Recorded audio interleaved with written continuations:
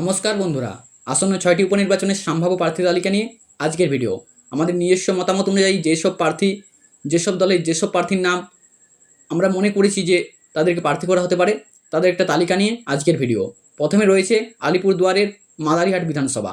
এখান থেকে বিজেপির সম্ভাব্য প্রার্থী হতে পারে জন বার্লা, কারণ জন বার্লা আলিপুরদুয়ার লোকসভায় টিকিট পায়নি, তাই বিজেপি এখান থেকে জন বার্লাকে প্রার্থী করতেও পারে। তারপর আসছে অত্যন্ত গুরুত্বপূর্ণ একটি বিধানসভা, মেদিনীপুর বিধানসভা। এখান থেকে বিজেপির সম্ভাব্য প্রার্থী দিলীপ ঘোষকে করতে পারে আমাদের মতামত অনুযায়ী, কারণ দিলীপ ঘোষকে বিজেপি প্রার্থী করলে একটা হাড্ডাহাড্ডি লড়াই দেখা যাবে, উপনির্বাচনেও একটা হাড্ডাহাড্ডি লড়াই দেখা যাবে। তাই দিলীপ ঘোষ সম্ভাব্য প্রার্থী বিজেপির মেদিনীপুর থেকে। ভিডিওতে আগে যাওয়ার আগে বলে নিই, এই চ্যানেলে রাজনৈতিক ও সামাজিক ভিডিও আপলোড করা হয়, তাই চ্যানেলটি সাবস্ক্রাইব করুন আর ভিডিওতে একটা লাইক করুন। তারপর আসছে ব্যারাকপুর লোকসভার অন্তর্গত নৈহাটি বিধানসভা।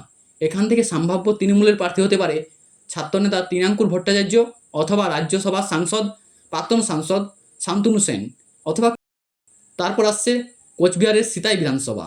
কোচবিহারের সিতাই বিধানসভায় তৃণমূলের সম্ভাব্য প্রার্থী আমাদের মতামত অনুযায়ী পার্থপ্রতিম রায়। তারপর বাঁকুড়ার তালডাংরা বিধানসভা। এখানে সুজাতা মণ্ডলকে তৃণমূলের সম্ভাব্য প্রার্থী হিসাবে আমরা রাখছি, কারণ সুজাতা মণ্ডল বিষ্ণুপুরে সৌমিত্র খাঁকে দারুণ ফাইট দিয়েছে, হেরে গেছে কিন্তু দারুণ ফাইট দিয়েছে। তাই তৃণমূল সুজাতা মণ্ডলকেও তালডাংরায় প্রার্থী করতে পারে, অথবা প্রাক্তন বিধায়ক সমীর চক্রবর্তীকেও তৃণমূল প্রার্থী করতে পারে। তারপর আসছে হাড়োয়া বিধানসভা। হাড়োয়া বিধানসভায় সম্ভাব্য প্রার্থী হিসাবে কোন দলেরই তেমন কোনো নাম উঠে আসেনি। তো এই ছিল আজকের ভিডিও।